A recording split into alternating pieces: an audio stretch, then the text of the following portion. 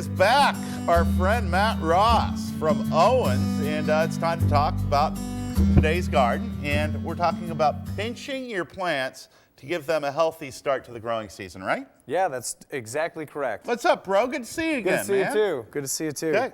Talk to us. What do we need to do? One of the things that absolutely breaks a gardener's heart is taking away any growth, but it's actually good for a lot of your plants. So say you were out this last weekend, which is one of the busiest weekends of the year for the independent garden centers. And if not, they can still use your business, and it's that time of year to get your flowers in the ground, especially if it's not 30 degrees. Right. Well, it's going to be a better weekend ahead, more temperate. It was chilly last weekend, yeah. But yeah, they'll be busy for sure. And what do you want to do? And you're going to go out and you're going to buy something like this hanging basket, which is a beautiful little arrangement of petunias and scaevola and a couple other plants. And one of the things you want to do is you actually want to pinch off some of those blooms. So if you want to, you can either use little hand pruners. I've got two different varieties. Now, what are the right blooms here. you're talking about? These flowers. You want to pinch them off now? Yeah, and it's surprising because most gardeners are like, I just paid for all these blooms. Right, this is they're awesome. beautiful. But a lot of them are on their way out. So if you look right here, I've got a dried flower. Once I get that dried flower, it's not going to produce anything except seeds. But you want to take out the good ones?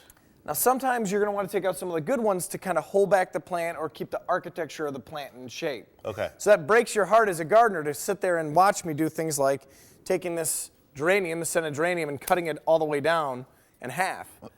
Say, what are you doing? Now by pinching it, I've got two things. I've got a bushier plant long term right here. Fuller. And then I actually have a little plant part that I could share with a friend if I could get this to root by the end of the season. You could get that to root? Oh, the yeah. part you cut off, you stick in dirt, and all of a sudden Mother Nature takes over and it becomes a plant. Or you can use a little bit of rooting hormone. Now there's certain plants you don't want to do that with. So there's certain plants like that beautiful fuchsia on the end that I got there from Benzel's, the Gardenmeister. I don't want to pinch that until after it's done blooming. So I want it to finish its bloom, then I'll cut it back to get it to bush out a little bit more. Okay. And the same thing goes with some of my tomatoes. I can actually take off the bottom leaves just by pinching them. Okay.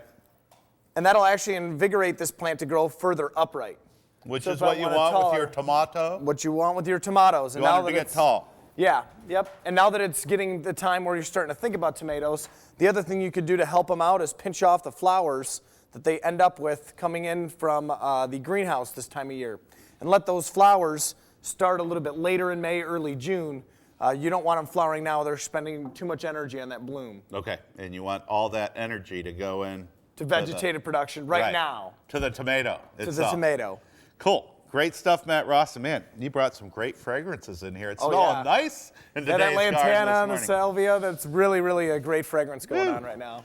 Well, good to have you back, buddy. Thanks a lot. Appreciate it. That's our today's garden segment.